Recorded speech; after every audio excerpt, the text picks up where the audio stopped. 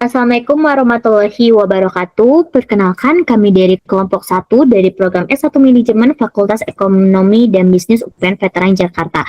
Nah, pada kesempatan kali ini, kelompok kami, yakni kelompok 1 ini akan mempresentasikan tugas besar mata kuliah Sistem Informasi Manajemen mengenai implementasi platform ERP Odoo Online Education dalam operasional bisnis kami. Nah, sebelum kami memulai presentasi, langkah baiknya kami memperkenalkan diri kami masing-masing terlebih dahulu. Perkenalkan, saya Najwa Zarifa dengan NIM akhir 170. Saya Muhammad Sultan Muslim dengan NIM akhir 177. Saya Wisnu Widiarto dengan 3 NIM akhir 190. Saya Rafa Rena Razi dengan NIM akhir 176. Saya Akiela Fazilait Mulia dengan NIM akhir 189. Oke, jadi untuk bisnis kami ini merupakan bisnis fiktif yang berjudul Bumbumi. Nah, tujuan dari tugas ini tuh adalah kayak membuktikan penggunaan sistem terintegrasi untuk mengelola penggajian dan biaya produksi secara real time. Nah, kami nantinya akan mendemonstrasikan bagaimana sih data bergerak secara end-to-end, mulai dari pencatatan transaksi operasional pada level TPS hingga penyajian informasi strategis pada level SSS. Nah, mungkin kami di sini akan mulai masuk ke pengintegrasian Odoo-nya. Oke, jadi yang pertama, kalian ini tuh harus mendaftar akun kalian terlebih dahulu. Nantinya itu di halaman Odoo bakal ada kayak pembuatan akun dan lain-lain. Dan sebelum adanya tools ini tuh harus di-download terlebih dahulu di bagian aplikasi. Nah, semisal kalian ingin menginstal CRM, berarti kalian install terlebih dahulu. Misalkan kalian mau ngambil di akuntansi ini, atau produktivitas, kalian mau di install dokumen, kalian akan install. Lalu misalkan di supply chain, kalian misalkan butuh yang namanya maintenance, berarti kalian akan mendownload di bagian install maintenance ini. Tapi untuk kami tuh mendownload beberapa hal yang berkaitan dengan proyek kami saja.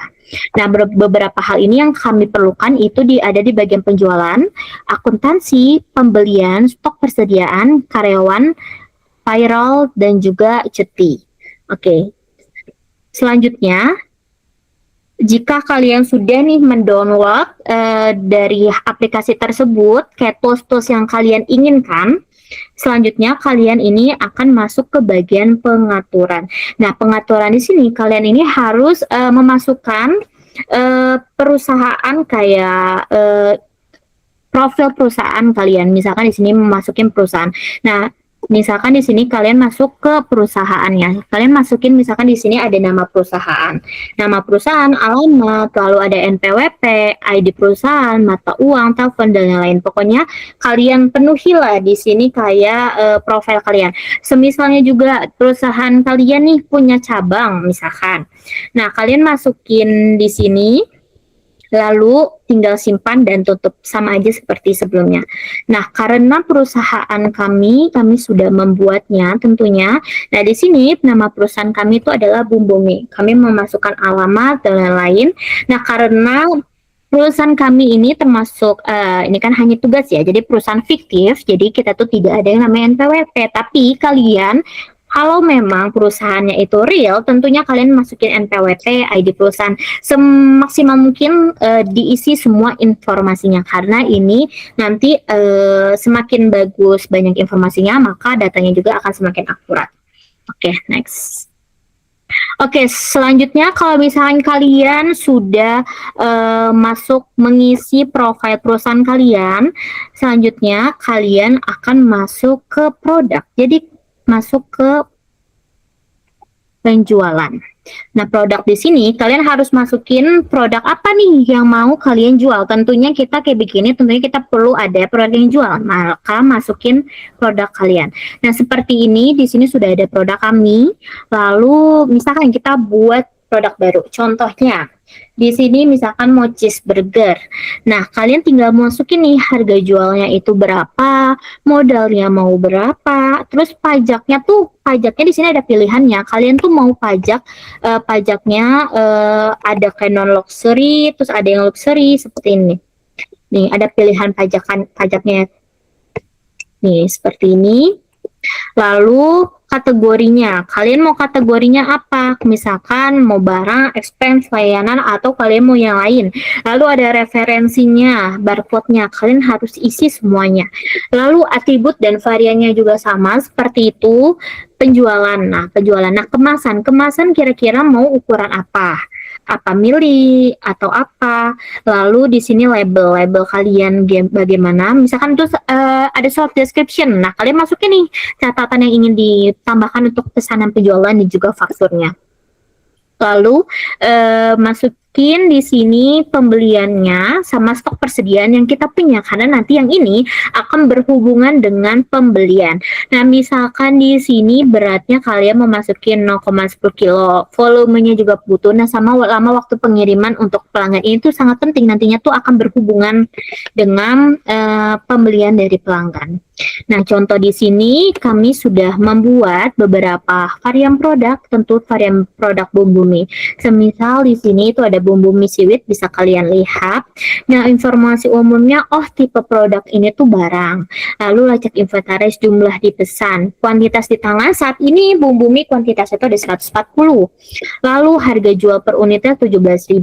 Nah, karena kan kita bukan non-luxury kan, makanya kita pajak penjualan itu hanya 12%, teman-teman.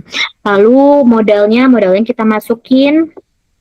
Lalu di sini misalkan stok persediaannya. Nah, untuk berat bumbu mie sendiri ini tuh ada di 0,70 kilo dan volumenya bisa kalian lihat sendiri ya.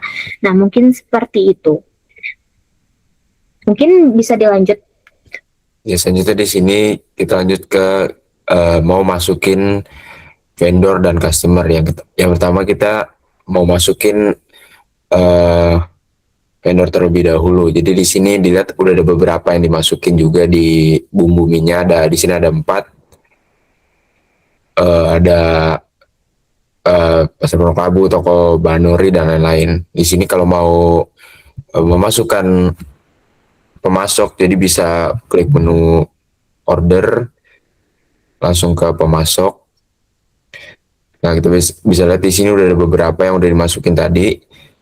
Nah, kalau mau masukin yang baru, tinggal klik aja ikon yang baru. Nah, di sini misalnya nama pemasoknya bisa apa aja, tergantung pemasok kalian siapa. Di sini ada company employer, email dari pemasoknya, nomor telepon dari pemasoknya.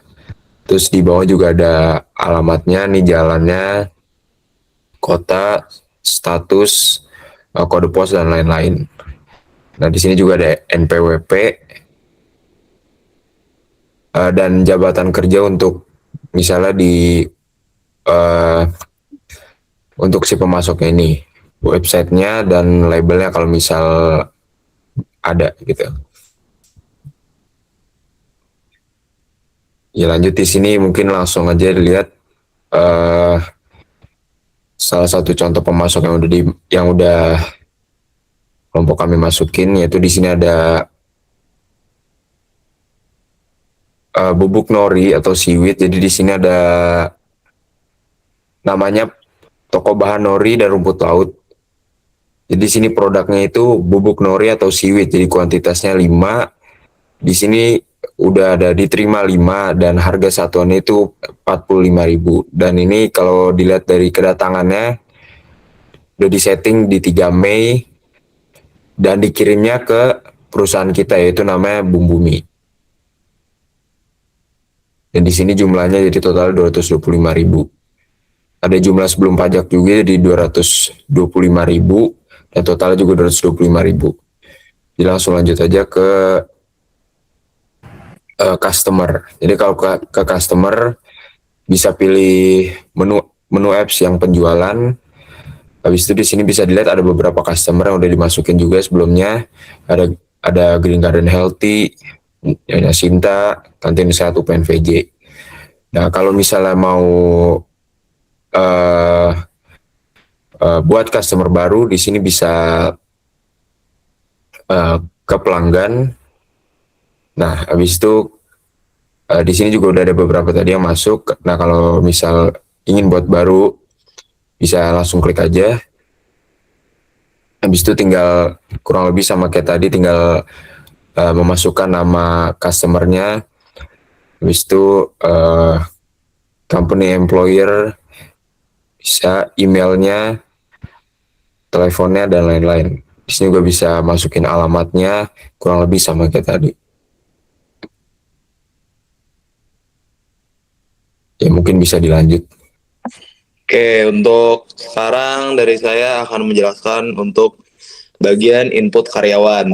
Jadi untuk yang input karyawan ini, pertama-tama kita harus tahu dulu nih kenapa pentingnya input data karyawan dalam sistem. Karena yang pertama, data karyawan itu sangat krusial juga karena berkaitan dengan penggajiannya, absensi, penilaian kinerja, struktur organisasi, hingga administrasi HR lainnya. Nah, jadi dengan menggunakan Odoo ini ya semua data bisa terintegrasi dalam satu sistem lah pokoknya, sehingga memudahkan pengelolaan dan meminimalisir kesalahan manual. Nah, untuk pelangganannya, pas kita masuk ke tab yang karyawan tadi, kita udah ada data-data siapa aja karyawan kita tadi. Terus, nah dari sini kita bisa masuk ke menu employee-nya. Dari sini kita bisa isi juga data yang pokoknya kita isi data detail dari tiap karyawannya deh. Kayak departemennya ntar gimana atau segala macam, alamat tempat kerja, lokasi kerja, terus mereka kerjanya di hari apa aja, segala macam. Kayak di hari mereka free-nya itu di hari apa aja, pokoknya yang detail dari situ. Terus dari sini juga bisa kita buat barisan resumenya, yang dimana di sini bisa menambahkan keterampilan untuk ke profil karyawannya. Bila keterampilan tidak ada, mereka dapat dibuat oleh petugas HR. Di sini juga ada data pribadi yang baiknya itu ya diisi semua dari email, telepon juga, rekening bank, nama resmi, ulang tahun yang pastinya, tempat lahir, jenis kelamin, terus lanjut kewarganegaranya juga wajib diisi, alangkah baiknya. Untuk kontak daruratnya di mana apa, terus lokasinya di mana, keluarga, pendidikannya juga. Terus bisa untuk upload dokumen-dokumen juga, salinan kartu ID-nya, SIM-nya, terus salinan kartu SIM dan faktur langganan internet. Nah, di sini yang menurut saya juga paling penting itu untuk mengisi detail pada tab bagian yang penggajian, karena ini juga hal yang krusial banget, terutama bagi karyawan. Pokoknya jangan sampai ada miss lah buat pengisian detail di bagian tab penggajian, soalnya ya ini pasti bakal problem juga jikalau ada kesalahan pengisian input ya kan, kesalahan input. Sini ya kontak bekerja kontraknya ini statusnya sedang gimana sekarang, sisa berapa bulan lagi, 2 bulan atau ya kontraknya itu permanen, dan untuk pemberhentiannya itu harus dari persetujuan segala macam. Terus ini ada tipe gajinya ya kan, tipe gajinya itu gimana, apakah tetap atau per jam, sesuai shift ya kan, sesuai seberapa keras mereka bekerja. Terus gaji dasar ini berapa nih, dari tipe gajinya itu gaji dasarnya ini berapa, kayak yang tadi nih. Kalau misal kita ganti per jam, ini juga ada pengisiannya beda lagi. Kalau gaji yang tetap, pengisiannya juga beda lagi. Terus tipe karyawan, di sini kita bisa pilih juga karyawan yang bekerja ini, dia ini apa ya kan, pekerja, siswa, peserta pelatihan, kontraktor, freelancer, atau berdasarkan undang-undang, ada juga yang tipenya kayak gitu, apprenticeship. Nah, di sini juga kita harus tahu nih karyawan yang sedang bekerja detailnya gimana, tipe karyawannya. Terus ada jenis kontraknya juga, terus pay kategori, terus ada kode PTKP, BPJS JKK, dan tunjangan tetap juga. Terus di sini juga, ini juga penting banget jadwal untuk diisi, dan di sini juga kalau dilihat, nah ini mereka tuh jam kerjanya gimana? Apakah standar 40 jam per minggu ya kan? Jadi mungkin per harinya berapa tuh? 4 bagi 7 sekitar 5 kan? Nah, di sini bisa standar atau Indonesian standard juga 40, atau bisa cari lebih juga. Terus penyesuaian gaji, bagian ini juga penting banget. Nah, dari sini kita bisa kayak add salary gitu dan input. Nah, tergantung dari jenis karyawan dan jam kerja mereka tadi bisa inputnya. Kayak misal ini berapa? 9 juta nih. value-nya ini negatif atau enggak. Nah, dari sini periksa bila nilai dari penyesuaian gaji harus diperhitungkan sebagai negatif. Min X. Terus dari durasi ini terbatas atau tambah batas, dan prioritasnya ini seberapa penting gitu. Jika jenisnya ini sangat penting, bisa 3 star atau 2 star itu normal, atau 1 star ya ini. Oke, dan terakhir itu ada pengaturannya, dan ini bisa kita atur juga kayak gimana mereka tuh penggunanya, maksudnya penggunanya ini dari linknya ini kemana gitu. Oke, mungkin bisa lanjut setelah dari input karyawan ini ke teman saya selanjutnya. Oke, tadi kan sudah dijelaskan semua profil bisnis dari Bu Bumi ini. Jadi di sini saya menjelaskan bagaimana sistem informasi memegang peranan penting dalam mendukung kegiatan operasional dan pengambilan keputusan dalam suatu bisnis Bu Bumi ini. Jadi di sini ada 4 sistem. Yang pertama ada TPS, yaitu Transaction Processing System. Jadi di mana sistem ini digunakan untuk mencatat dan mengelola transaksi harian dalam bisnis. Oke, jadi saya ingin jelaskan bagaimana cara mencatat data-datanya. Oke, mungkin kita ke pembelian dulu. Nah, jadi kan tadi sudah dijelaskan oleh teman saya Arzia. Sini ada beberapa pemasok dari kita, ada vendor. Nah, bagaimana cara mengunggah biar ini terkait dengan sistem ini. Jadi kita nggak usah repot-repot. Nah, kita klik yang ini baru. Mungkin kita terus bisa tulis mungkin pasar. Ini random aja ya, bebas karena ini fiktif. Mungkin pasar Jakarta Selatan. Kita bisa isinya. Selatan. Oke. Habis itu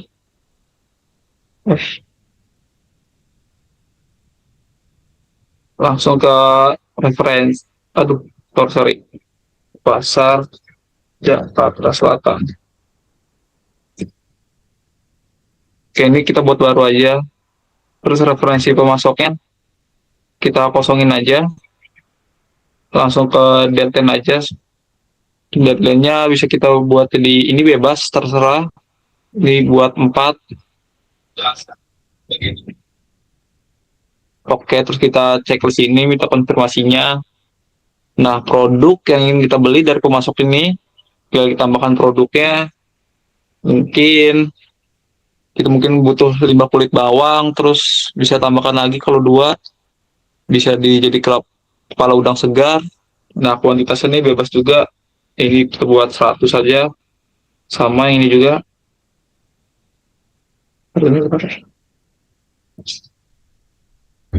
Nah, harga satuannya tadi kan ada di awal lah 3.000.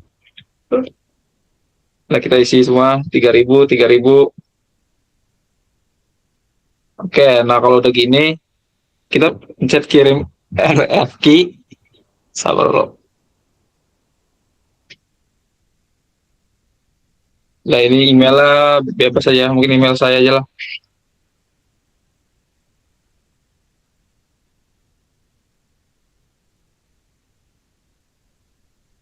Oke, itu kita kirim.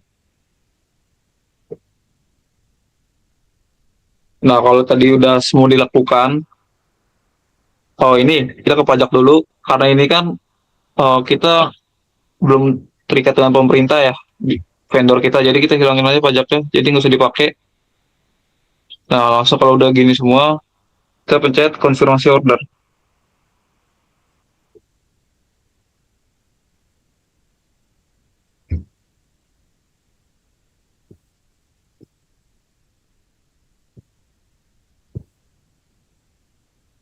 Oke, bentar guys.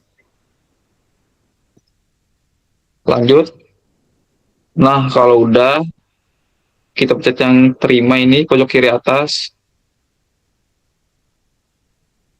Validasi.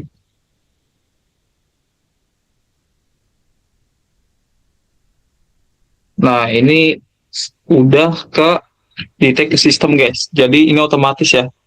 Jadi kita nggak usah itu manual lagi. Ini untuk pembeliannya atau dari vendornya. Nah, lanjut kita ke penjualan biar langsung ke titik ke sistem juga. Nah, dari penjualan sama klik yang baru ini. Nah, buat nama pelanggannya ya bebas isi aja MBG sekarang. Misalnya kita buat baru di ordernya mungkin pesannya tadi ada kan banyak, ada 4 produk. Mungkin ya ini bebas saja original, terus yang pedas, terus sama seaweed. Kuantitasnya yang ini 50, yang ini juga ya ini bebas aja sebenarnya, terserah mau berapapun. Nah, ini harga satuannya tadi ya udah otomatis yang di awal banget. Nah, ini totalnya jadi udah ada, kita nggak perlu repot-repot lagi, langsung chat kirim.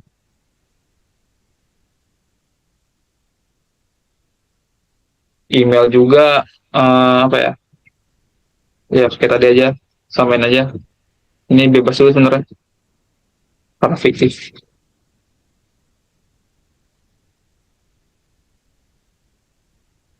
Nah, kalau tetapkan email, kita kirim.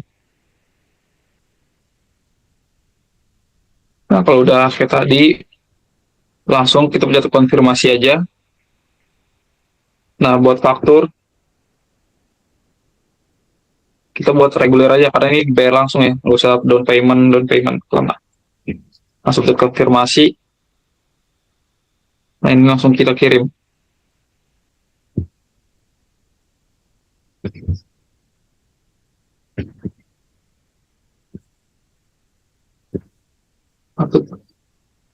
Oke. Nah, ini udah kekirim, jadi ini sudah ke-detect guys di sistemnya, semua penjualannya. Nah, kita lihat sini. Nah, ini udah ada kan.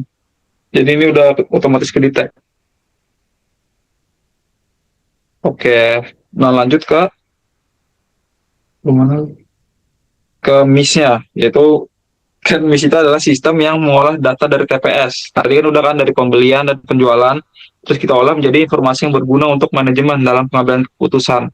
Nah, buat melihat MIS ini, pertama kita bisa ke ini guys, yang akuntansi, terus ke laporan, terus nah ke laba rugi. Nah, ini kita bisa ngeliat semuanya dengan jelas. Jadi total pendapatan kita tuh 13.260, terus total biaya pendapatannya 3.400. Jadi laba yang kita dapatkan gitu 9 juta sekian.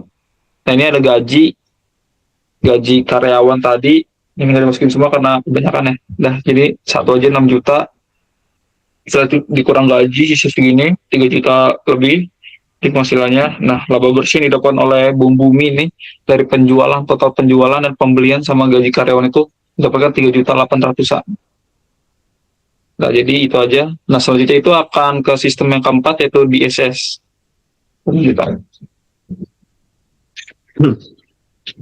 Oke, kita akan lanjut ke DSS.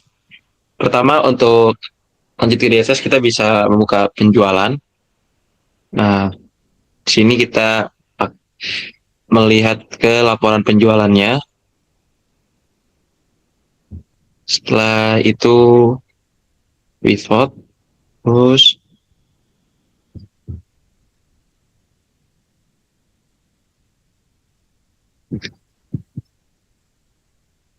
produk. Nah, itu kita balik lagi ke grafik. Nah, jadi guys, DSS ini adalah membantu manajemen menganalisis data bisnis. Digunakan untuk mendukung proses pengambilan keputusan. Dan juga menampilkan analisa penjualan dalam bentuk grafik. Nah, bisa kita lihat di sini ada grafik total penjualan dari rasa seaweed, original, pedas ya. Nah, di sini bisa kita lihat yang tertinggi adalah bumbu mie rasa pedas, disusul oleh bumbu mie rasa original dengan 206 pesanan. Nah, jadi dari sini kita bisa menyimpulkan bahwa perusahaan dapat menyetok produk bumbu mie rasa pedas mungkin lebih banyak dikarenakan memiliki penjualan tertinggi di antara rasa-rasa yang lain. Nah, jadi itu eh, penggunaan dari DSS. Kita lanjut ke ESS. Nah, untuk melihat ESS kita bisa melihat di dashboard. Nah, di sini kita bisa melihat semua data lengkap ya dari penjualan perusahaan Bumi ini. Nah, jadi ESS itu apa sih? ESS itu kepanjangannya adalah Executive Support System, yang mana ESS membantu pimpinan melihat kondisi bisnis secara menyeluruh, menampilkan ringkasan performa bisnis seperti revenue, total order, dan average order. Nah, bisa kita lihat di sini total revenue-nya sebesar 13.260.000 dengan adanya 5 konsumen ya, ada 5 pesanan dengan konsumen berbeda ya. Nah, walaupun 5 konsumen tapi kita bisa lihat bahwa rata-rata ordernya lumayan besar guys, 2,6 520.000. 2,652.000. Nah, ini untuk data awal. Nah, di sini kita juga bisa lihat sales order terbaik ada pada BMBG Bojonggede, penjualnya dengan Mas Akila Fazalite dengan pendapatan sebesar 8,3 Terus produk terbaiknya ada bumbu mie pedas. Nah, di sini juga sales terbaik bisa kita simpulkan yaitu Mas Akila Faza. Nah, dari data SS ini semua, tadi pimpinan bisa dapat menyimpulkan kira-kira langkah terbaik apa yang bisa diambil perusahaan untuk ke depan itu. Misal dari tadi ada sales siapa yang terbaik, atau enggak penjualan mana yang paling tinggi, itu juga pembeli mana yang mungkin bisa kita jadikan pembeli prioritas gitu ya, customer prioritas. Nah, jadi itu untuk ESS guys. Kita lanjut ke moderator. Oke, sebagai penutup dari demonstrasi hari ini, kita telah melihat ya bahwa bagaimana sih transformasi digital melalui platform Odoo ini dapat mengintegrasikan seluruh fungsi bisnis Bumi secara real time. Yang mana kami telah menstimulasikan seluruh kerangka sistem informasi manajemen mulai dari input data, lalu level TPS. Jadi kayak level TPS yang sudah jelaskan ini melalui kayak pencatatan transaksi pembelian bahan baku dan penjualan produk yang sangat akurat. Lalu di sisi lain ada level IMIS yang dengan menghasilkan laporan operasional otomatis seperti laporan stok dan juga penjualan harian. Dan yang terakhir yang selanjutnya itu ada DSS di mana data-data tersebut diolah menjadi informasi berharga bagi manajemen untuk mengambil keputusan strategis. Nah, lalu ada level ASS yang mana dapat dilihat semua chart-chart yang mana bisa diambil keputusan apa sih yang bisa mengoptimalisasi biaya produksi dan juga efisiensi penggajian karyawan. Nah, integrasi antar modul yang kami tunjukkan tersebut membuktikan bahwa data ini kan dapat bergerak ya secara efisien dari level operasional hingga level strategis, bahkan ada juga pencatatan untuk bagian karyawan yang dimana itu satu database terpusat. Nah, hal ini tuh juga membuktikan bahwa penggunaan Odoo ini tuh dan digital bukan lagi sekedar pilihan, melainkan kebutuhan untuk meningkatkan daya saing di dunia kerja digital saat ini. Nah, mungkin demikian presentasi dari kelompok kami, kelompok 1, kelompok Bumi.